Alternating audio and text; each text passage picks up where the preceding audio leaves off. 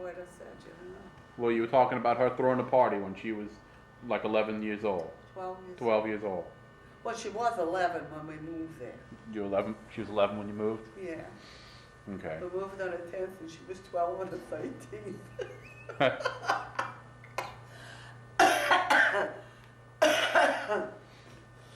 Yeah, that was us. So tell me about that house. What was that house like? Oh, Chatham Drive? Was it a big house? Chatham Drive, we built it. Y'all had it built? A living room and my dining room. That was the dining room that I gave to kids. Okay. And I had terrazzo floors. I had parquet floors in the living room, dining room, bedrooms, but I didn't like it. How many bedrooms? Two. 2 bedrooms. Big. My bedroom was big, and hers was average, but pretty big, considering today how the bedrooms are. Yeah. She always had her own bedroom. And I had walk-in locker, and we each had our own bathroom. And I had a breakfast room, and a kitchen, and a den, and a double carport, and a patio. All the furniture you had, you brought with you, or you bought a lot of new furniture? I had brought to Bill Street. When I got to Bill Street, and I lived by myself next door to your mother. I'm saying the furniture you moved into Chatham Drive. You bought that after you were there, or? Yeah. Okay. Yeah, after I was there. Okay.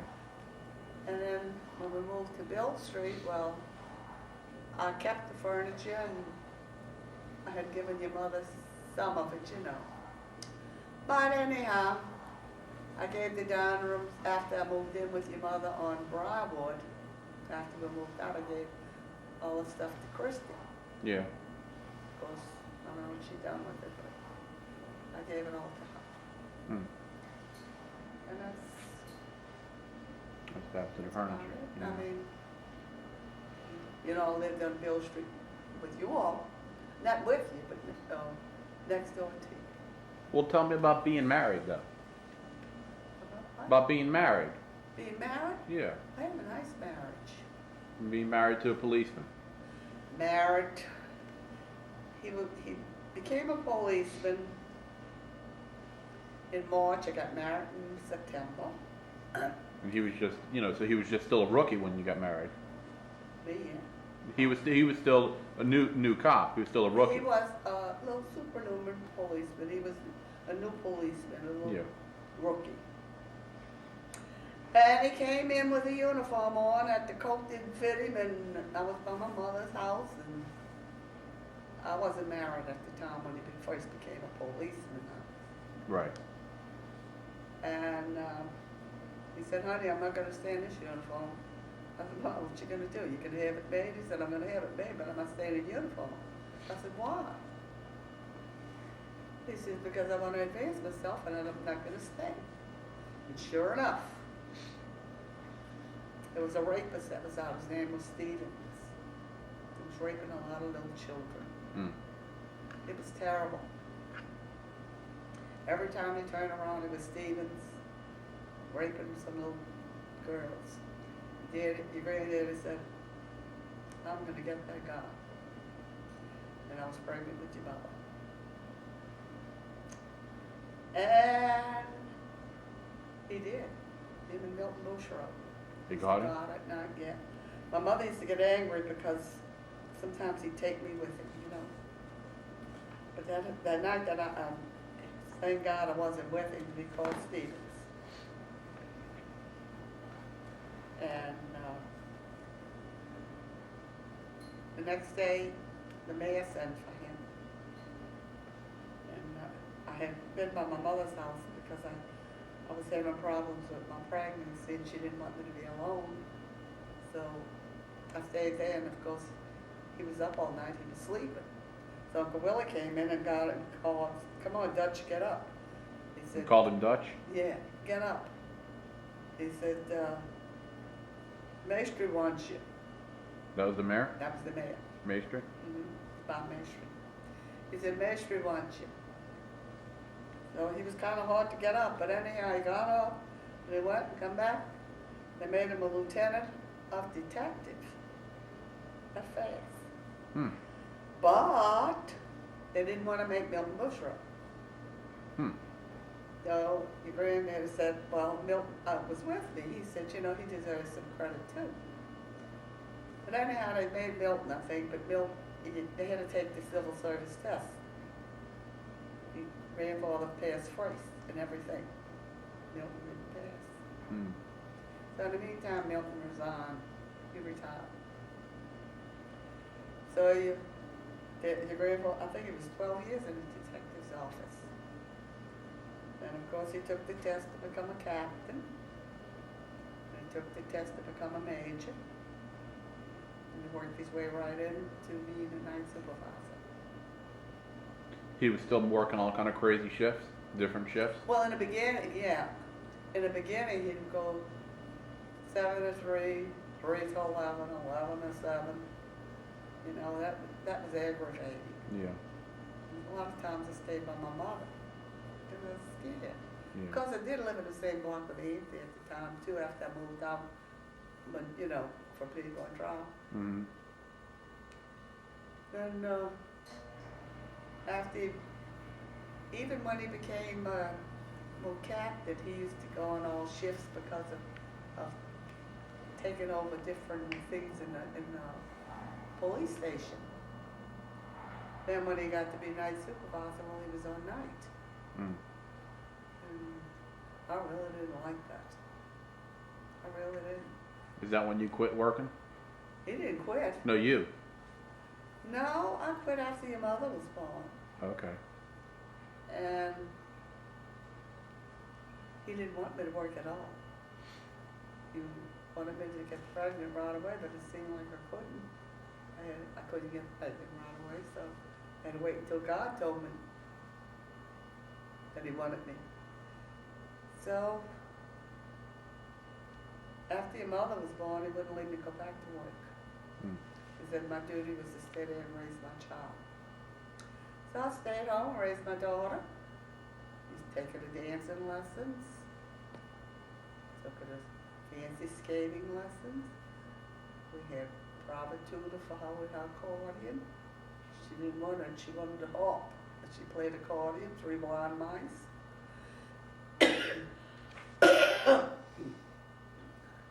And brownies and all the things that I was supposed to do with her.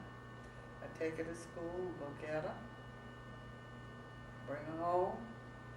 And until when I started school, Ken from the telephone company called me and asked me if I wanted to come in and help with some work. So it was a rainy day and I was scared of the weather and this, that, and the other, and I told her yes. And I went to work and he was mad because he didn't want me to go to work. But I had an Edna living in the back of my house, you know, her house faced the other street. And she said between her and Etna Drury, they would pick her up every evening. An Edna would keep her till I get home from work. But I worked about 14 weeks and Etna Drury forgot my child in front of the school. Mm. And I pushed the panic button and I went in and told Miss Ken I quit because I wasn't about to leave my child without anybody. So Right. he didn't want me to work anyhow. So that's what happened there. Hmm. When you'd gone back to work, you were doing the same thing? Yeah, that's all fun. No, I wasn't on the board then. You still went back- supervisor? No, I didn't go back as supervisor. Okay. I went on which they called the B board, which was referring calls to another office. Okay. I went on that, but I was, after that, I wanted to go back, but after that I was glad to stay home with her. You stayed home, took care of her? That's all I did. I never went back to work anymore. Never to go back to work again. Hmm. And we put her in dancing, put her in the balls, put her in whatever, she was in it all. Hmm. She had everything. So when did your mom pass away? My mother, she had gone to Uncle Bob's house. She was living with Uncle Bob? No, Okay. living on the Stanley and then there. Okay. and Uncle Willie. I mean, she'd gone to Uncle Bob's house to visit for a couple of days because Uncle Bob was close to my mother. And she didn't feel good. So Uncle Bob got a doctor to come out on my mother. My mother had a hernia in the stomach and the navel. And the doctor came out to the house. We all went there because they said my mother wasn't feeling good, so all of us went to Uncle Bob's house by my mother. And I forgot the doctor's name that came in and said that it was her hernia. So then I turned around to bring my mother back home. And while Uncle Bob ran my mother back home, my mother yawned the whole way. And when she got home, she leaned over to kiss little Stanley. And she sat on a bed, fell back and died. Hmm. And we were going to give your mother a 16-year birthday party in October because my mother died on September the 28th, I think. And we canceled it because of my mother dying. So that's how my mother went. My daddy died from a heart attack. Uncle Stanley stayed living in that house? Mm-hmm. The house up is on St. Anthony Street. Not the ones that you all. You're right, but I mean, how long did Uncle Stanley stay in there? How long? How long did Uncle Stanley stay in that house? On St. Anthony Street? Yeah. Oh, he stayed there, I believe, till they sold it. And then sold it? Okay. Then they got out. They went on Dupree. Yeah.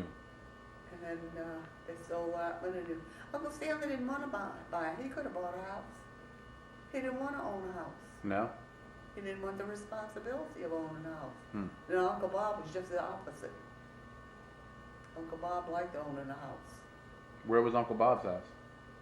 Uncle Bob lived on Bruder Street off of Elysian Field. Okay. I believe, I don't know, it was the second and third block off Elysian Field. Okay. He lived. And then he took sick there, and then he went in the hospital, and when he came out, they were gonna buy a house in Eden Isles or East New Orleans or somewhere, and then they decided to wait until he'd really get better, and that's when they moved around the corner on Chase Drive around by me, Okay. and he never did get to buy a house again. Hmm. So, that's the way it went. Yeah. Aunt Moo lived in that house at the corner of you. Gosh, her kids were small. Her children were very little. That was a new house when she bought it? It was a house that the service people, they had when the war was on, Mm-hmm. and they had it for service people, and she bought it. And when she bought that, all the rest of the back of it where Uncle Kermit and them lived in a fraternity house, all that was lots. That was all, nothing there. It was just lots, you know. What was that fraternity house originally? Was that just someone's big house? That wasn't a house. It was always a fraternity house? Yeah. No. It wasn't a fraternity house till right before I went to college. It was a house, it was an orphanage. It was originally what? for orphanage for children. It was like they took care of kids. It wasn't a. But it wasn't there when it first moved there. No. Okay. But they built it to be like an orphanage or something for kids to take care of kids. And then Kai Alpha bought it. Okay. Because Uncle Kermit bought them the boys a horse. And they didn't know the horse was in foal. They didn't know that. They didn't know anything. And he bought them, what you call it, the thing, the rod and saddle. Saddle, yeah. Had all of that. And they used to go out there to feed the horse. And that was right there on Burke? With, right where you, yeah. right where you live, yeah. they had a horse there? And Uncle Willie and I pulled up, and here's Aunt Moo trying to feed the horse, and the blackbirds are after her. And she's running all over, but she didn't like doing it. She didn't like that job. She strictly wasn't that kind of a gal. She didn't like it, but she had to go feed the horse. Yeah. So then, April the 1st, it was April Fool's Day. She looked at the backyard. She says, Leonard, I see 2 horse heads. He says, what? She says, there's 2 horses back there. He says, you gotta be kidding. She says, no, I'm not. The horse had the baby horse, and they didn't know it. Huh. So, What year was that? Do you know?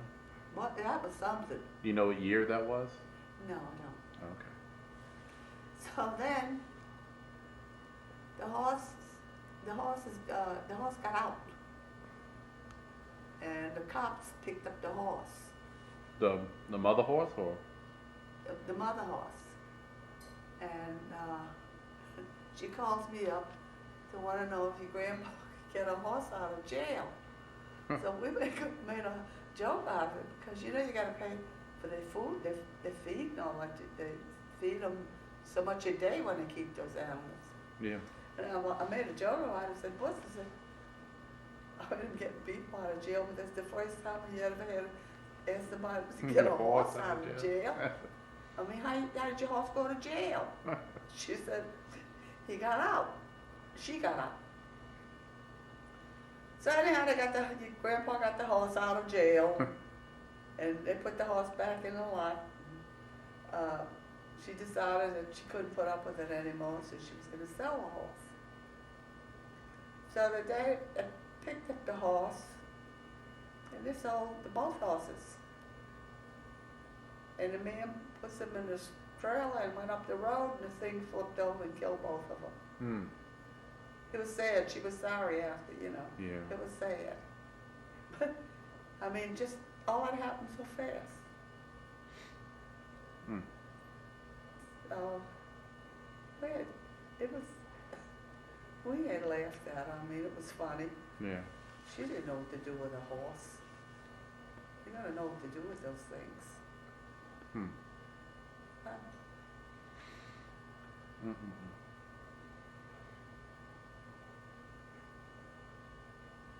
And the Auntie's boys, they were always in some kind of mischievous dealings, breaking street lights and things like. Where did they live? New York Street. New York Street. Off of Franklin Avenue. Okay. The second block. They always holler, Uncle Adolf, come on, Uncle Adolf. All the cops, when they say, Uncle Adolf, Uncle Adolf. Because the cops would go behind them and they holler Uncle Adolf and they let them go. But they couldn't keep shooting street lights. What other kind of stuff they got into? Kenny was always in trouble. He went in the canal in the back of the house and a rat bit him. Kenny was always not police trouble. I mean, mischievous trouble, you know? Yeah. No, nothing for the police other than shooting the street lights. Street lights, yeah. But they play tricks on people. Things like that would make Auntie crazy. It set Auntie nuts. Well, I guess they outgrew it like every other. And what else? Now I gotta tell you, little Stanley. Little Stanley, okay. He was like your mother, poor little rich boy, you know? Just like your mother. Spoiled. Got what he wanted, what they could afford like we could. Everything he wanted. He wasn't in any mischief or anything. No, he was pretty good? Yeah. But the minute he hit 18, he went on his own. But the rest of them all stayed home until we got married. Billy, Kenny, Roger, they all stayed home until they got married. I don't believe Bobby did though. I think Bobby moved out. Bobby didn't move out at 18. Bobby, I believe, was almost 40 when he got married. So, it was one time, I guess. No, that's about it. About it. Yeah, I mean, and I guess your mother can pick up from there. No, you gotta talk about Wood Up. Who? Wood Up. The dog. What up? You're gonna talk about the water up. I don't know anything about it. Well, you know it now. Dolph's the one that called and said, Judy, tell a story. You were the little girl, not me. I can't say that. What is what up? Oh my God! Don't. It's off. Well, it was your brother's it was your brother's game. I know, but it's Dolph's game now. You don't want to tell about what up? No. It's boys that do crazy things. Let Okay. Dolph tell you. Put Dolph on it. Okay. Dolph will say it, him. Yeah. No. We were. My mother had good children. She really did. When you sit back and think about it, we were good. And I had a good mother too.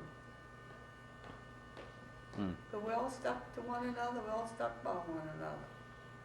You don't see that. That's why I ask you and Dolph stick. Yeah. You don't know what it is when you're left alone in the world. And that's how I feel. I really want a family. But